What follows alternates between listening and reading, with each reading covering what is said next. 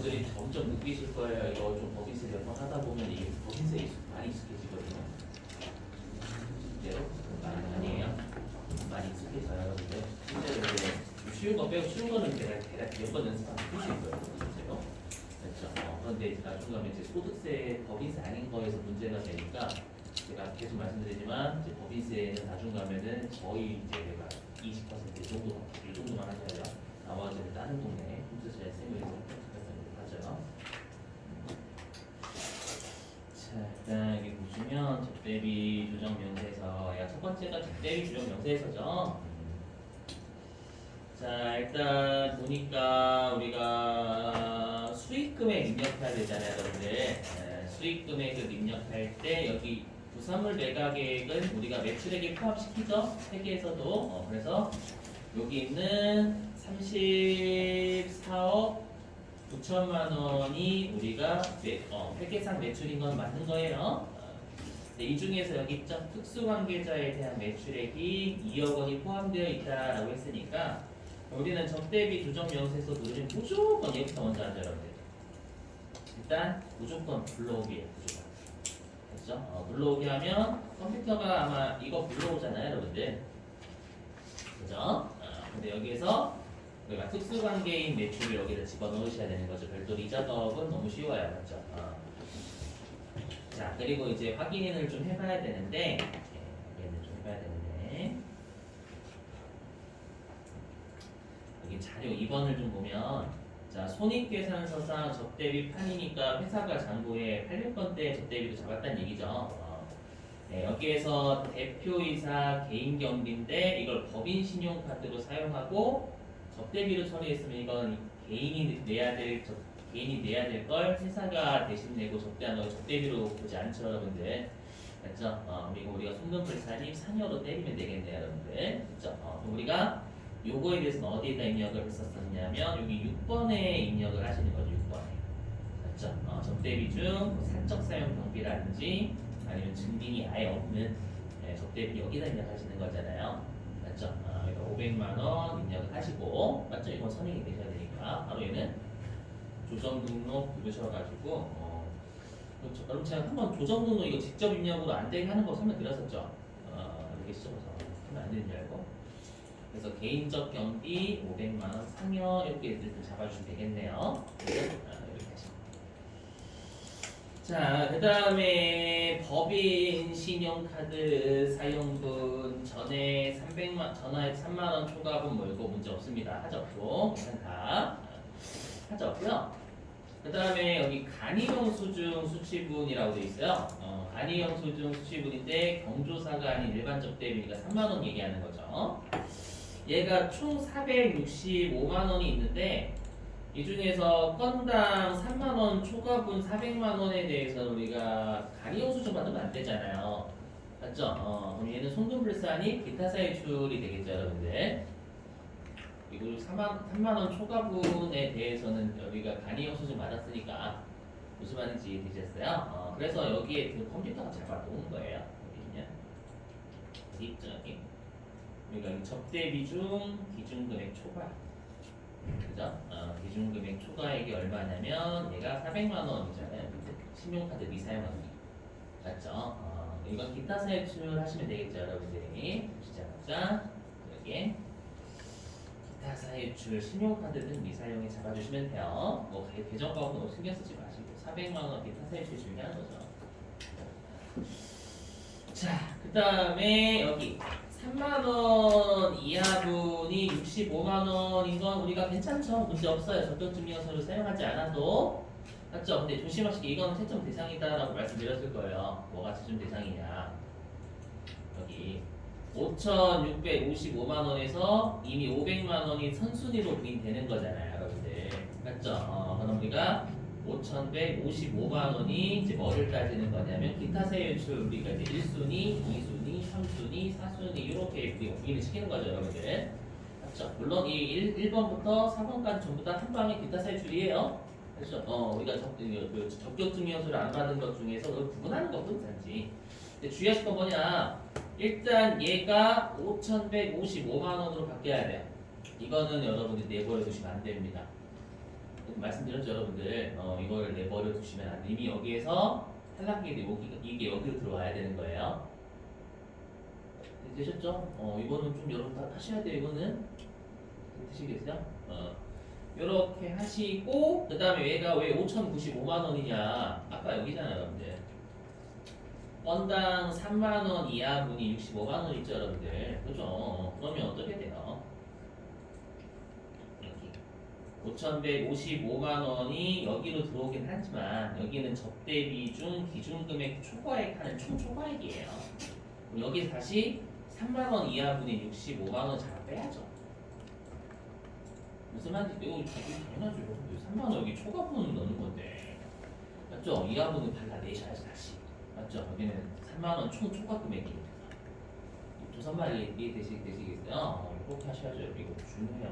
많이 이해하셨죠? 제가 여기다 총 초과금액이라서 3만 원 초과분 이하분은 빼셔야지 다시 한번 되셨어요? 조심하시고 자, 그 다음에 이제 핵심은 뭐냐면 핵심은 요놈식기죠, 요놈식기. 여기요. 자, 당사가 자사 제품을 거래처에 사업상 증여했다라고 했으니까 우리가 요거는 우리가 사업상 증여잖아요. 그럼 사업상 증여는 둘 중에 맥스죠, 여러분들. 우리 어저께도 풀었었는데 맞죠? 맥스로 하죠. 그럼 맥스니까 세법상 접대비로 바라보는 금액은 시가 300만 원 하고 여기에 또 30%도 토해내야 되잖아요, 여러분들. 맞죠? 그래서 시가에 300만 원에 다시 10%를 부가세 예수금으로 토해내야 되잖아요. 그럼 세법상 접대비는 요거 330만 원이네요. 그죠? 330만 원인데 회사가 복리후생비로 처리를 했죠. 맞죠? 일단 여러분 결론을 기억하셔야 돼요. 우리 이거 현물적 대비 있죠? 현물적 대비 생중 있어요? 없어요? 절대 없어요, 여러분들. 맞죠? 우리가 이 원가하고 시가만큼의 차이를 평가 이익으로 장부가 먼저 잡은 다음에 적대함수로 해석했었잖아요. 맞죠? 그 말은 여기다 분개를 끊어놓고 한 번만 더 할게요. 여러분들 제발 좀 외워주세요. 일단 생중 조금 없어요. 맞죠? 세법은 이거잖아요, 세법. 세법상 이건 장부상 분계고 이거 장부죠. 이거는 장부상 분계고요. 그래서 이거는 장부상 분계고 세법상 분계 어떻게 됩니까? 세법상 분계 어떻게 됩니까? 세법 사변의 접대비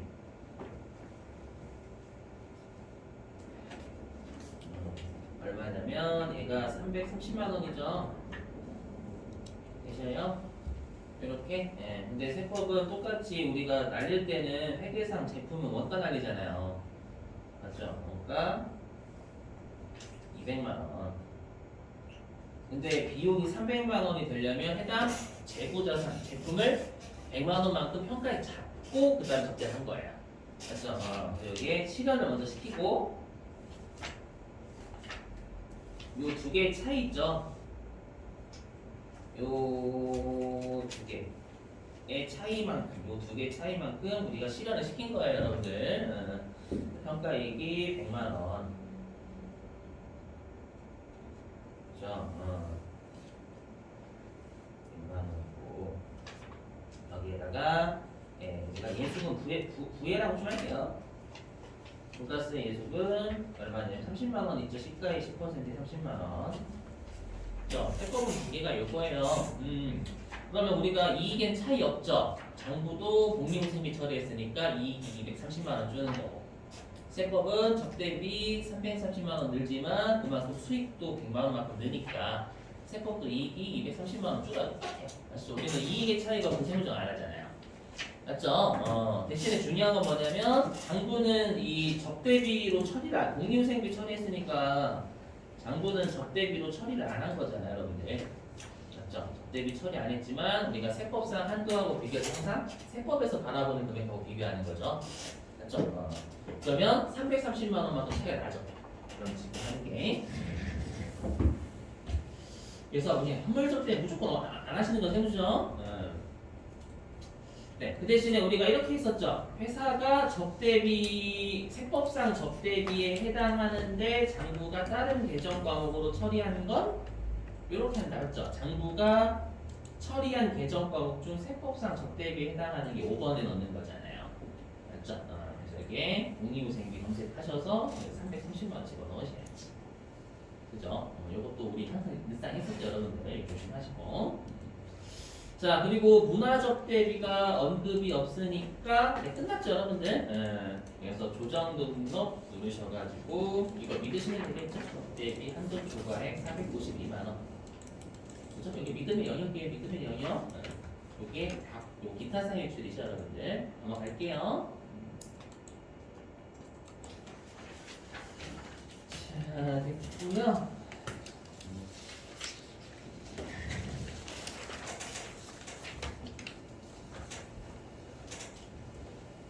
어디 있냐면 네 감가상각인데 이거 좀 쉬웠어요. 그죠? 좀 쉬웠습니다. 은근히 뭐 즉시상각 의제 같은 거 없었고요. 그죠? 자 바로 해보면 고정자산 등록 다라고 문제는 있죠. 고정자산 등록 먼저 합니다. 예. 그럼 해당 계정 과목이 지금 기계장치잖아요. 문제가 그래서 기계장치 2번 아시겠죠? 이건 좋네요. 1번으로 세팅하라고 되어 있고 코드. 그 다음에 자산면은 기계로 하라고 되어 있고요. 누가 봐도 여러분 이건 가산해야죠. 취득한 기계 장치가 사용 가능한 상태에 이르기까지 운반비 100만 원 지급받았다. 그렇죠? 이게 우리가 취득 부대 비용의 정의잖아요, 여러분들. 그죠? 네, 회사가 언제 취득했냐면 2019년도에 취득했으니까 얘는 1번에 집어넣으시면 되겠죠. 취득가액은요.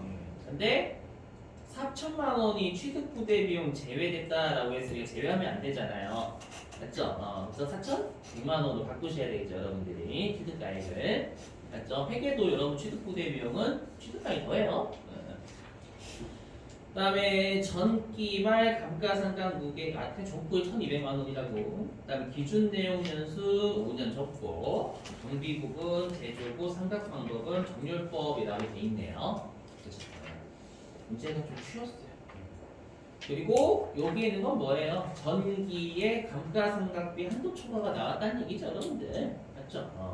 그리고 그 다음에 3번은 제조원가 명세서에 반영된 감가상각비다라는 거 회사가 500번대 감가상각비 처리했으니까 이게 회사가 정식으로 기록한 감가상각비가 되겠죠. 되시겠어요? 그래서 좀 쉬웠어요, 여러분들. 그냥 어떻게 하시면 돼요? 여기 1번 기계 취득원가 나온 정률법 그대로. 네, 기초가액이 4,100만 원이 돼야죠. 그다음에 전기말 감루 1,200 주지상각 의제도 없네요. 그죠? 없고 여기 전기말 부인 누계액이 이게 과거의 감가상각비 한도 초과의 유보의 누적액이잖아요. 여기다 집어넣으셔야 되는 거죠. 집어넣으시고 내용 연수는 5년이라고 했고요. 회사가 1,200만 원 기록했다라고 했으니까 사용자 수정 누르셔가지고 1,200만 원 돌리시면 되겠죠. 네. 그죠? 그리고 얘는 500번째 제조로 여러분 세팅하시면 되는 거. 이거 추정 얼마나 지금 문제가 쉬웠어, 솔직히. 그러니까 좀 제일 난이도 하. 자, 갔고요. 그다음에 이제 어떻게 하냐면 미상각 자산 감가상각 조정 명세서에서 우리가 그거 하잖아요. 그래서 불러. 항상 여기는 불러오기 누르시면 돼요. 여기서 할 건 없죠. 불러오기 하고 세무종 하시면 되는 거잖아요. 그래서 불러오기 하시고 조정 등록하면 요게 뜨죠. 이게 기계 전기 감가상각비.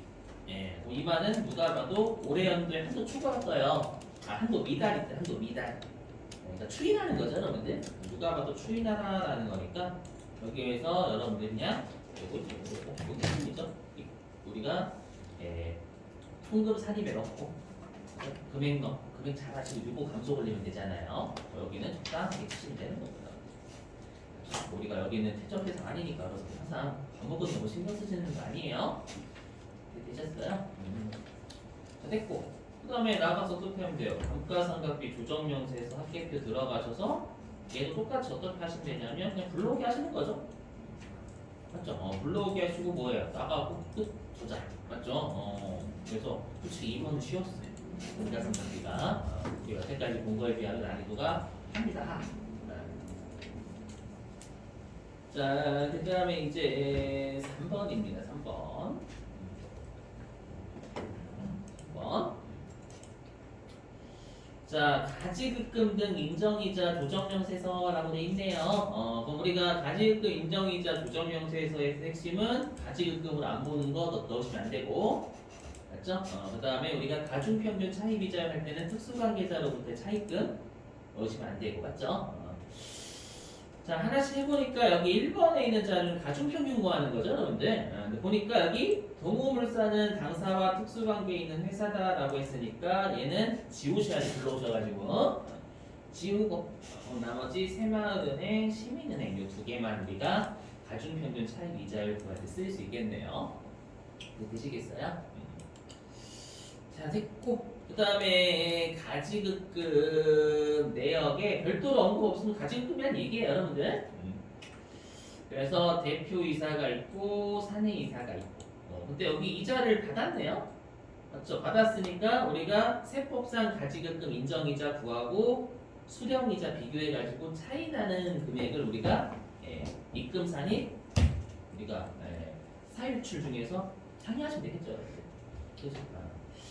그럼 해보겠습니다. 자료 3번이야 뭐 우리가 무시할 사항이니까 이것도 좀 쉬웠어요. 어떻게 하냐면 자, 그럼 우리가 이렇게 들어가서 가수금은 없었죠. 이거 어떻게 하는지 기억나시죠, 여러분? 이거 회계 데이터 불러오. 불러오면 아마 여기에 뭐가 없었을 거냐면 가지급금 요거 없었을 거고요. 그죠? 그 다음에 여기 적용은 없었을 겁니다. 여러분 이거 제발 좀 외워달라 말씀드렸죠. 대표이사의 가지급 조건 1,4번입니다. 혹시라도 안 적혀있을 수도 있으니까 외워주십시오. 그렇죠? 계정 과목은 가지급으로 적어주는 거고. 그 다음 여기는 데이터 불러오기는요. 지금은 여기에 1번 불러오기 있어요. 그렇죠? 하시고 또 여기에는 직접 치시는 거죠. 사내이사 김가면 얘는 우리가 항상 번호가 내려갔었잖아요. 1번이니까 대표이사인 나머지들은 2번, 5번, 3번 이렇게 기억은 나시는가요? 이렇게 하시면 돼요, 여러분들. 물론 직접 입력하셔도 되고 상관없어요. 직접 입력하셔도 상관없습니다. 그래서 여기에서 이렇게 하신 다음에 회계전표 불러오기를 하면 제가 띄운 거예요. 이렇게 해서 회계전표 불러오기에서 불러오면 이렇게 해서 불러옵니다. 날짜가 아마 일치할 거예요. 8,500만 원과 김가면 5월 17일 날 빌려준 1,700만 원 일치할 겁니다. 아니면 여러분들이 직접 쓰셔도 되는 거고요. 맞죠? 이렇게 하세요. 무조건. 만약에 가지급금이 검색이 안 된다라고 하면 대여금 검색도 해보셔야 됩니다. 회사가 가지급금 피하기 위해서 대여금으로 처리할 수 있는 거거든요. 그래서 예전에 한번 냈었어요. 아시죠? 가지급금 입력해버리면 뭔가 제재를 맞을 수 있으니까 회사가 일반적으로 대여금 처리할 수도 있거든요. 자, 그 다음에 이제 차입금 입력은 여러분 어떻게 하시는 거예요? 일단 세로 불러오기 전체 거래처 하시는 거죠, 여러분들. 그죠? 세로 불러오기 전체 거래처 불러오시고 불러오면 이렇게 되잖아요. 여기에서 동호물산이 특수관계자니까 삭제가 되죠, 여러분. 그죠? 새마을은행이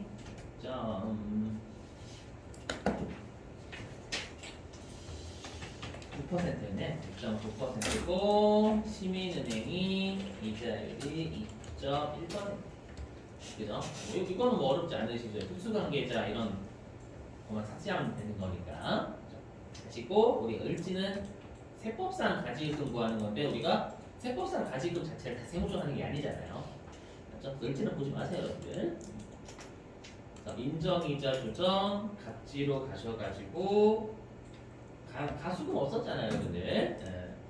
회사가 유현진한테 63만 원 받았죠. 여기다 넣으셔야 되는 거고. 그다음에 김강현은 26만 5천 원 받았죠. 근데 우리가 여러분 이거 가지급금 인정이자가 부당행위 쪽이었었잖아요. 부당행위는 5% 이상 또는 3억 원 이상의 차이가 나야죠. 근데 여기 4%잖아요. 맞죠? 그래서 컴퓨터가 조정액을 안 떨어준 거예요. 4% 정도면 괜찮지. 시가대로 무조건 받으라는 게 없잖아요, 여러분들. 맞죠? 그래서 4%라서 여기 조정액이 없는 거예요. 이렇게 되시겠죠? 그럼 요 121만 1243원만 조정하시면 되겠죠. 조정 등록 누르셔가지고 여기 가지급금 인정장 대표이사 상표 시면 되겠네요. 넘어갈게요, 여러분들. 가지급 인정인증 이렇게 하시면 가지급 인정인증 쉬워요. 쉬운 쪽에서 해요. 자, 됐고 그 다음에 여러분들이 내가 최근에 법인세를 하도 해가지고 법인세가 좀 그나마 좀 괜찮다. 뭐 소득세는 한지 꽤 됐, 소득세 같은 거 한지 꽤 됐다라고 법인세부터 해가지고 여러분 기분 좋게 푸세요. 맞죠? 이게 심리가 좀 제가 어저께도 말씀드렸지만 사람의 심리가 실제로 문제에 영향을 줘요. 맞죠? 내가 되게 막 갑자기 흥분은 아니고 기분 좋아졌어. 막 내가 잘하고 있는 문제인데 나와가지고 그럼 나중에 어려운 문제도 은근히 떠올라야 뭔가 진짜로 그 다음에 좀 있습니다.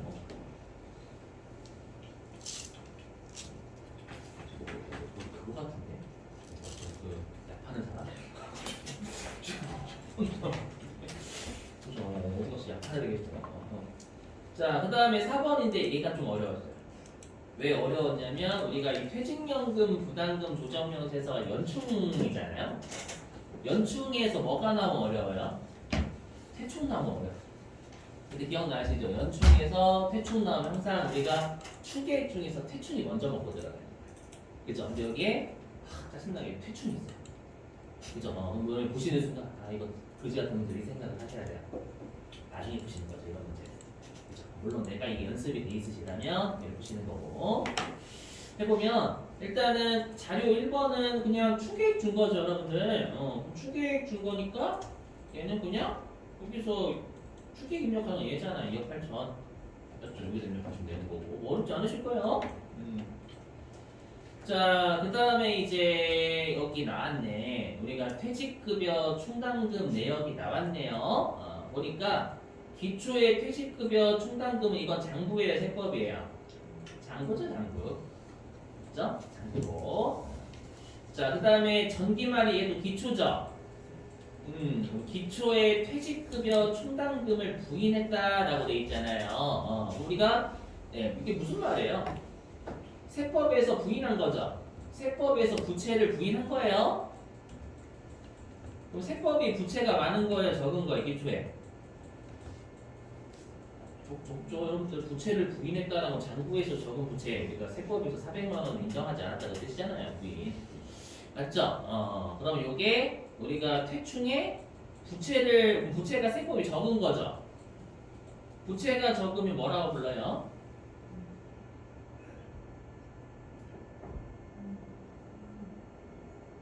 아니, 세무소득처분 부채가 적으면 세법이. 좀 유모잖아요, 여러분들. 그래서 퇴충에 이거 그거예요. 요거 있잖아요, 요거. 400만 원이 뭐냐면 이게 퇴충에 기초 이거 퇴충에 기초 요거가 400만 원이 있다라는 거예요. 세법상 기초 퇴충은 2,100만 원이 되겠죠. 세법이 장부는 2,500만 원인데 세법이 4를 부인했으니까 이해 되시겠어요? 그럼 여러분이 보시자마자 이걸 그리셔야 돼요. 왜냐면 우리가 요거 자 우리 기억나시나요? 어떤 게 기억나셔야 되냐면 여러분 이거 있었잖아. 우리가 이 추계획이 우리가 부채로 인정받을 수 있는 거였죠. 그죠? 이 추계획 중에서 뭐가 먼저 먹고 들어간다라고 했어요, 여러분들. 맞죠? 추계획 중에서 1순위로 세법상 기말 퇴충이 먼저 먹고 들어갔고, 맞죠? 세법상 기말 퇴충이 먼저 먹고 들어가고, 우리 추계획이 2억 8천이었죠? 맞죠? 방금 단기말 추계획. 맞죠? 단기말 추계획이 2억 8천인데 세법상 단기말이죠. 엄밀히 얘기하면 단기말. 세법상 지울게요. 세법상 단기말 퇴충이 먼저 먹고 들어가잖아요.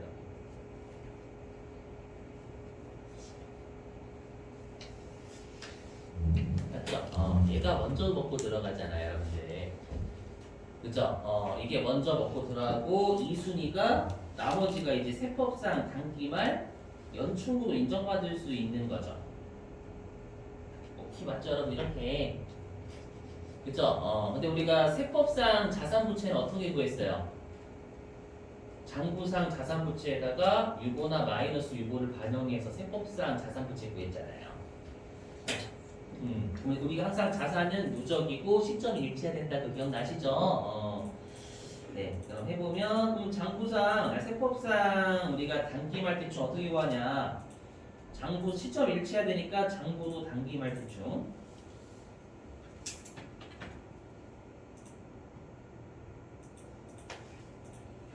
맞죠? 단기말 대충이고요. 우리가 유보는 빼어 더해요.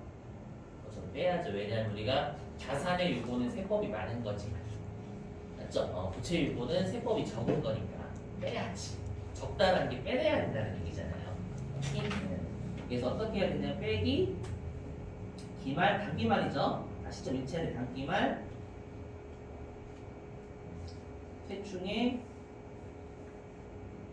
유보는 뺐었죠. 이 공식을 활용을 해야 돼요. 지금 문제. 그죠? 지금 문제는 얘를 활용을 하라는 얘기예요. 우리가 이거 이렇게 그렸던 거 기억나시나요? 어떻게 그려졌냐면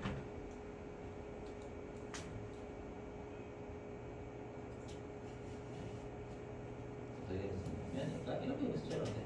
지금 이렇게 여기다 쓸게요. 어디다 썼나? 여기다 쓸게요. 어떻게 썼냐면 이렇게 썼죠. 여기가 장부 B, 그죠? 빼기 이거. 이렇게 하면 우리가 세법은 나왔잖아요. 그래서 지금 부채니까 부채, 대충이니까 맞죠? 그러니까 우리가 혹시 여러분 기억나시나요? 기초에다가 지급까지 누적하면 설정하기 전 잔액이요. 그죠? 기초에다가 지급에다가 설정까지 다 하면 기말이에요. 기말 잔액이었잖아요. 그죠? 그럼 여기에다가 여러분들이 기초. 그죠? 그 다음에 우리가 지급. 그죠? 지급. 그 다음에 설정. 그죠? 기초, 지급, 설정. 이렇게까지 고려하면 얘가 우리가 기말 잔액이었죠. 우리가 퇴출이나 연출 같은 경우에는요. 맞죠? 이렇게. 네. 자, 근데 우리가 기초에 장부상 기초 있었어요? 없었어요? 있었죠. 퇴출 기초 방금 2,500만 원 줬었잖아요. 그죠? 집어넣어주면 되겠네. 2,500.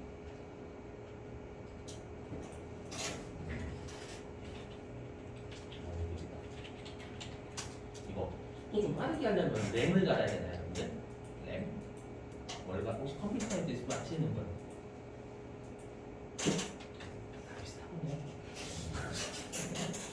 자, 그 다음에 기초에 태충의 유보 있었어요, 없었어요? 방금 400만 원 있었죠, 여러분들? 그래서 기초에 태충의 유보가 400만 원이 있었어요. 되시겠죠? 일단 이렇게 구했고, 우리가 지급 설정까지만 이제 고려해 주면 되겠죠? 오케이? 예. 자, 그럼 다시 돌아왔어.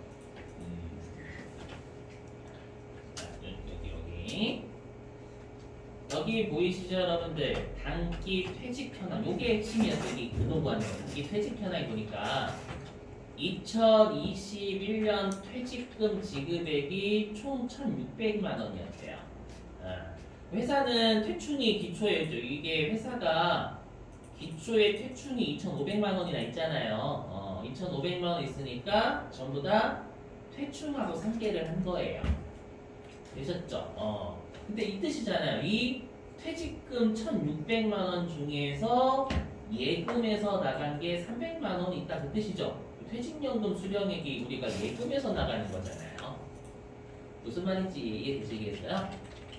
그런 뜻이에요, 여러분들. 퇴직금 총 1,600 줬는데 이 중에서 회사가 직접 준 건 1,300이고 나머지는 우리가 금융기관에서 줬다 그 뜻이 되잖아요. 무슨 말인지 이해되시겠어요? 그럼 얘 분계를 끊어볼게요. 자, 분계를 끊어 여기다 해볼까요? 일단은 여기 장부. 요거 여러분들 지급이에요. 분명히 지급이라고 나와있는 지급이에요, 지급. 그래서 지급이죠, 여러분들. 우리 지금 지급시 세무중도 여기다가 고를 해줘야 된단 말이에요, 아래다가. 맞죠? 그럼 장부는 이렇게 한 거죠. 만약에 이렇게 한 거죠. 뭐냐면 회사가 직접 퇴직금 준 거 현금이라고 할게 그냥. 현금 1,300만 원 나간 거든. 그 다음에 예금이라고 할게 원래 퇴직연금 운용자산이 플레임이지만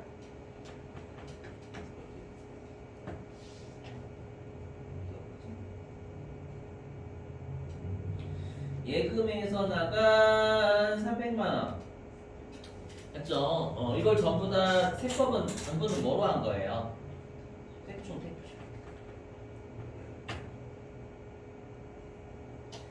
이렇게 상기한 거잖아요. 맞죠? 이렇게 상기했는데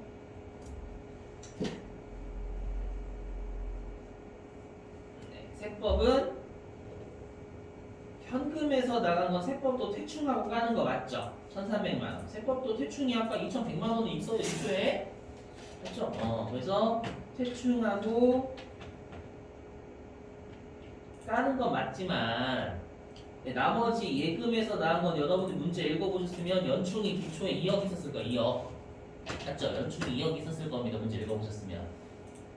예금에서 나간 건 세법은 뭐하고 상기해야 돼요?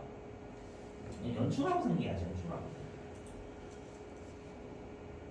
요 분계 이해되시겠어요?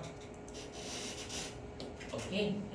그럼 얘는 우리가 오류 수정 분계를 끊으면 이렇게 되죠. 오류 수정 분계 끊으면 어떻게 돼요? 오류 수정 분계 끊으면 세법이 연충을 까야지. 맞죠? 연충이 차별으로 감사하는 거죠, 여러분들. 이거 이해되시겠어요? 그 다음에 퇴충을 살려야죠. 장부는 1,600 같지만 세법은 1,300만 까야 되는 거거든요. 그럼 부채가 즉 퇴충이라는 부채가 300이 세법이 더 늘어나야죠, 여러분들. 맞죠? 그럼 세무조정 나와요, 안 나와요? 나와요. 우리 총익법이니까 BS의 차이만큼 세무조정 나온다라고 썼을 거 두 줄 나와요, 두 줄. 퇴충도 부채고 연충도 부채니까. 되시겠어요? 세무조정 해보면 자 일단 퇴충부터 해볼게요. 그럼 여러분들 부채가 늘어야 되는 거잖아요. 맞죠? 부채가 늘면 누구예요? 마이너스 이거예요. 그렇죠? 마이너스 이거예요. 맞죠? 부채가 늘면 자본이 줄어요. 그래서 마이너스 이고 그래서 마이너스 퇴충이에요. 퇴충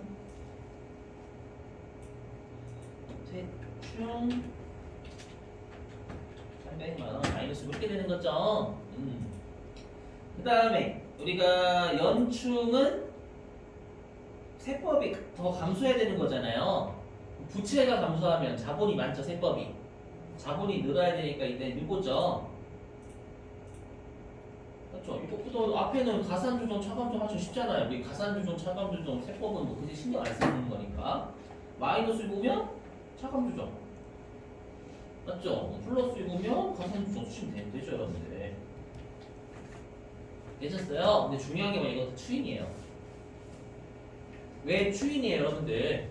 우리가 항상 많았던 곳에서 없어지면 추인이죠.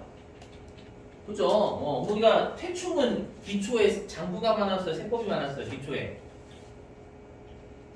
네, 장부가 많죠. 여기 보시면 장부 퇴충이죠. 퇴충 여기 퇴충.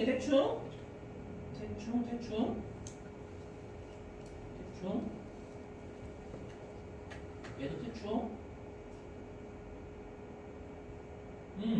그럼 세법상 퇴충 2,100만 원이란 말이에요. 세법이 아까 충당금 부인했으니까. 맞죠? 그래서 퇴충은 장부가 많고 연충은 세법이 많아요. 되시겠어요? 근데 보시면 아시겠지만 자 우리가 장부는 지금 여기 보시면 장부는 퇴충이 1600이나 감소했잖아요. 여기 빨간색. 근데 세법은 퇴충이 1300만 감소해야 돼요. 그럼 많았던 장부에서 퇴충이 더 감소했잖아요. 300만 원만큼. 이해되세요? 그래서 이거 추인이에요. 됐죠? 이거 추인. 얘도 추인이에요. 되시겠어요? 생각해보세요, 여러분들. 장부에서 2,500만 원에 2,500만 원 1,600 감소했죠? 그러면 장부상 퇴충은 900 남아 있을 거란 말이에요. 2,500에서 1,600 깠으니까 900 남아 있겠죠? 근데 세법은 아까 기초 퇴충 2,100이죠? 2,100에서 1,300 빼면 800이잖아요. 그럼 차이가 4만큼 400만 원만큼 있을 때 100만 원만큼밖에 안 나지 이제는. 300만 해도 된 거잖아요, 여러분들. 유보 추인 되시겠어요? 이거 항상 유보 추인 많았던 곳에 없으면 추인인 거예요. 오케이? 그래서 이거 추인인 거고 되셨죠? 그 다음에 연충은 설명 안 하면 연충은 하도 해가지고 맞죠? 연충은 무조건 세법에서 많을 수밖에 없어요. 근데 연충이 언제 없어지냐면 우리가 세법에서 예금에서 나갔을 때 이해되셨죠? 그럼 여기에 우리가 지급이 장부가 1600 지급하면 퇴충 감소하죠. 여기 1600 오케이? 그 다음에 우리 지급할 때 퇴충의 유보나 마이너스 유보 있어요? 있어요 없어요? 있어요. 여기 지급 아까 여기 퇴직금 지급한 거예요. 요거 지급해서 이런 거 쓰셔야 돼요. 지급에 여기 있죠. 퇴충에 마이너스 유보가 있어요. 여기에 퇴충에 마이너스 유보가 있어요. 되셨죠? 그 마이너스 유보가 있어요. 우리는 지금 유보 적는 거죠. 여기다가 유보를 적는데 네, 유보를 적는데 얘는 유보인데 우리가 적는 건 마이너스 유보가 지금 마이너스 유보 뜰 거죠. 마이너스 4 이렇게 하시면 되겠죠, 여러분들? 그죠? 유보가 4가 있었다가 3만큼 추인된 거니까. 오케이? 예. 이렇게. 네. 그럼 우리가 설정만 좀 더 고려를 해주면 이제 장부상 기말 퇴충, 그 다음 기말에 퇴충의 유보 나오겠죠, 단기말에. 그죠? 그건 어디서 확인해서 설정하는 거? 여기서 확인해서 여기서 잔액조에 이 잔액조에 하면 장부가 어떻게 퇴충 같은 걸 했는지 알 수 있잖아요.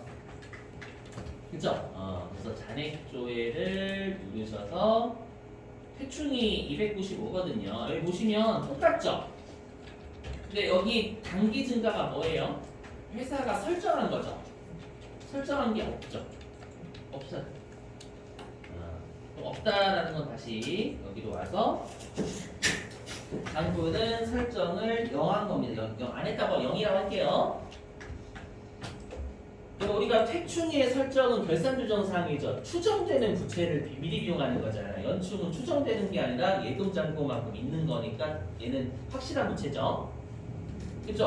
그럼 우리가 장부에서 안 적어서 세법도 뭐 안 적었고 먹기 싫구나 먹지마 인정 이렇게 되는 거잖아요. 세무조 없겠죠. 설정에 대한 세무조 당연히 장부가 하나도 안 잡았는데 이해되셨어요? 그래서 얘도 0이라고 할 게 없다. 0. 그럼 장부상 기말 퇴충이 얼마예요? 단기말. 900이죠, 900. 900. 이게 된 거고. 그 다음에 퇴충의 유보, 단기말의 퇴충의 유보는 100만원 남은 거 4에서 마이너스 3 된 거니까. 되셨어요? 이걸 그대로 입력하시면 돼요. 요거를 그대로 입력하시면 돼요. 요거를. 맞죠? 그걸 어디에다가 입력했냐면 여기다 입력한 거예요. 이게 그거였죠. 여기에다 입력하는 게 세법상 단기말 퇴충 입력하는 거였죠. 왜냐하면 연충을 구하기 위해서는 퇴충이 먼저 먹고 들어가는 거니까.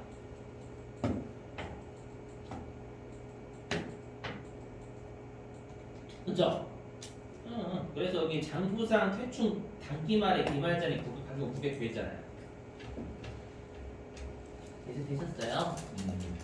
그리고 단기말 부인 누객이 뭐예요? 퇴충을 부인했다라는 게 우리가 유보란 뜻이지 않죠? 유보. 맞죠? 그럼 단기 말에 퇴충의 유보가 100만 원 있는 거예요. 되셨죠? 그럼 이렇게 하면 세법상 이 800만 원이 단기 말 세법상 퇴충이 되는 거죠. 퇴충이 기말 잔액. 단기 말에 퇴충의 잔액이 되겠죠. 이게 되셨어요? 요거 구하는 게 핵심이에요. 요거 구하는 게. 퇴충이 일단 연금에서 나오면 퇴충이 항상 중요해요. 되셨어요? 그래서 세무 조정이 두 개가 나와요. 방금 했던 요거. 방금 했던 이 두 개 다 추인으로 하셔야 돼요. 추인으로. 알죠? 요거. 네, 그래서 여기 있었죠? 저는 직접 입력했어요. 여기 퇴직급여 충당금 방금 송금산입이었잖아요. 맞죠? 뭐 계정하고 신경 쓰지 않으니까 300 그리고 감소. 그다음에 연충 추인하는 거 여기 송금불산입 뭐 여기 퇴직연금은 지금 300만 원 유보 감소 이렇게 두 개도 더 들어와야 돼요, 여러분들. 그렇죠? 그래서 연충이 어려웠던 문제였어요, 그때는. 되시겠죠? 자, 됐고요. 지워도 되죠? 저기 찍혀 있으니까. 자, 그러면 다시. 자, 그럼 다시요. 여기 우리가 기초의 퇴직연금 운용자산이 예금이죠. 2억 원이 있고요. 그럼 전년도까지 2억의 잔고가 있으니까 회사가 신고 조정으로 송금 산입된 게 2억 원 있나 봐요. 2억 원만큼 변제 능력이 되잖아요. 그러니까 추정되는 부채지만 미리 인정을 해준 거죠, 여러분들. 예금 잔고만큼 있기 때문에 너는 나중에 갚을 능력이 되는구나. 미리 비용을 인정해 줄게. 그죠? 네, 그래서 요 금액은 어디로 입력하시냐면 기초 퇴직연금 예치금. 이게 이제 기초 예금이죠. 여기에 전년도까지 송금, 요 금액만큼 송금에 산입되겠죠, 우리 시험은. 되셨어요? 여기까지 되겠고. 그 다음에 기중에 퇴직연금 수령한 게 300이었죠, 여러분들. 요 예금에서 나간 거 입력하는 거였고. 그다음에 단기에 퇴직연금 불입한 게 4천만 원이다 라고 되어 있잖아요. 여기 4천만 원 집어넣으시면 되셨어요? 끝? 네, 해보겠습니다. 하고 조정 부분 눌러서 여기 송금산입 범위 미달액이 요게 4천만 원 뜨나봐요. 그래서 여기에 4천만 원 집어넣으시면 자, 여러분들이 딱 이런 게 있죠. 보시면 이게 어려운 문제다 아니다라는 건 해당 챕터마다 뭐가 나오면 어렵고 그런 것들을 알고 계시면 나중에 이 문제는 나중에 풀까라고 패스하실 확률이 높죠. 근데 이런 것들을 여러분 안 하시고 하다 보면 멘탈이 나가요. 시간이 그만 허비가 되는 거예요. 맞죠? 세무1급은 시간을 한 세 문제 이상 허비하게 되면 거진 탈락한다고 보시면 됩니다. 다른 문제 풀 시간이 없어요. 그래서 여러분 해보셔서 아시겠지만 90분이 꽤 많지 않아요. 세무1급. 아셨죠? 그러니까 내가 이런 문제가 나왔는데 이 문제가 나오면 이 챕터에서는 이 문제가 너무 어려우니까 나중에 풀어야지 생각을 하셔야 된다는 거예요. 물론 여러분 잘 푸시면 하시면 되는 거고. 아시죠? 자, 이제 기부금 할게요. 기부금.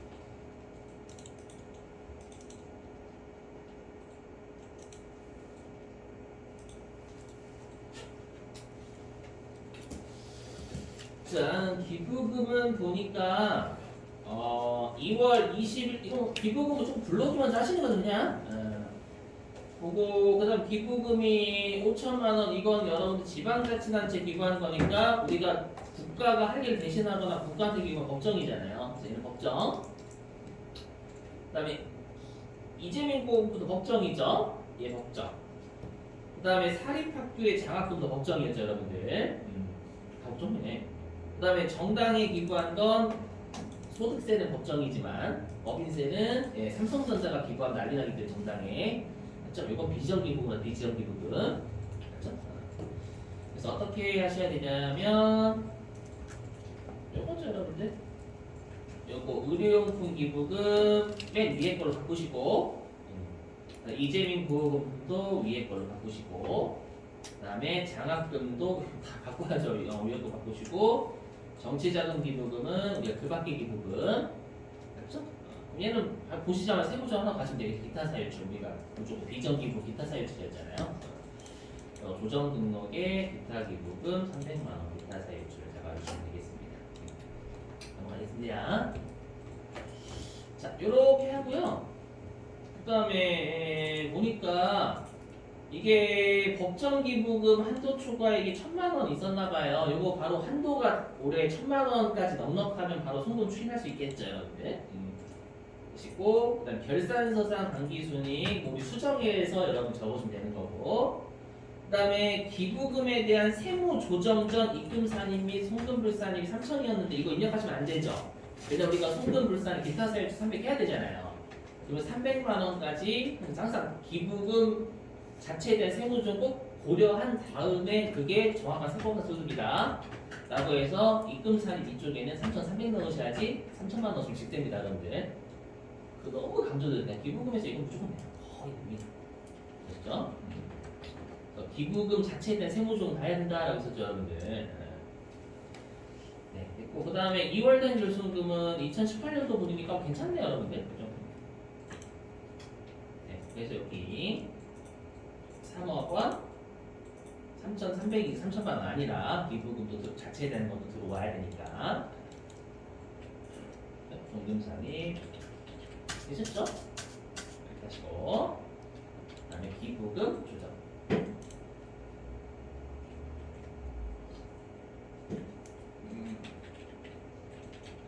기부금 조정을 누르시면 여기에 2월 결손금 여러분들 1억 5천이죠?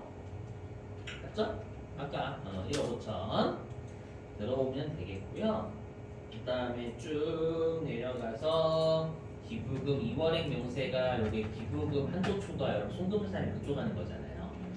그러니까 문제를 읽어보시면 얘는 2020년도 거니까 2020년도 법인세 예, 법정 기부금 한도 초과 이 뜻이죠. 그게 1,000만 원 있었고 2020년도에 예.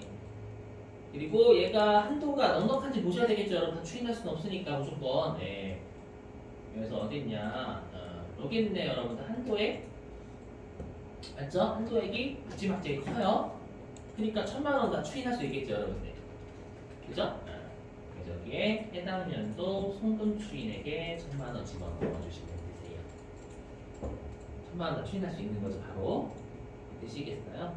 이게 끝. 문제에서는 뭐 법인세 과표 그쪽 하지 말라고 했으니까 네, 법인세 과세표준 신고서 봐라라고 하면 어떻게 하시면 되겠어요, 여러분들? 어떻게 하시면 되냐면 혹시나 예를 들어가지고 들어가시면 여기다 하시는 거죠. 기부금 한도 초과액이 얼마? 일단 2월에 송금산이 1,000만 원 시킨 거고, 그렇죠? 그다음에 기부금 한도 초과액이 그렇죠. 이거 뜨죠, 여러분들. 왜냐면 여기에서 우리가 1,000만 원만큼은 추인한 거니까 한도가 줄어들잖아요. 맞죠? 올해 연도의 한도는 1억 6,400만 원 요 금액으로 줄는 거예요, 여러분들. 그죠? 근데 올해 법정 기부금 1억 7천만 원 기부 지출했으니까, 그죠? 한도 초과액이 나온 거죠. 원래 안 나오는데. 그럼 이것도 575만 원을 어디였죠? 여기다 이렇게 적어주면 되겠죠? 575만 원. 이건 우리가 어저께 봤었죠, 여러분들? 됐습니다. 혹시 여기 하라고 하면 뭐 안 해도 돼. 지금 문제 이거 안 하는 거예요. 됐고요. 자, 이제 이론 쪽 할게요. 이론 쪽. 자, 3페이지 보시고.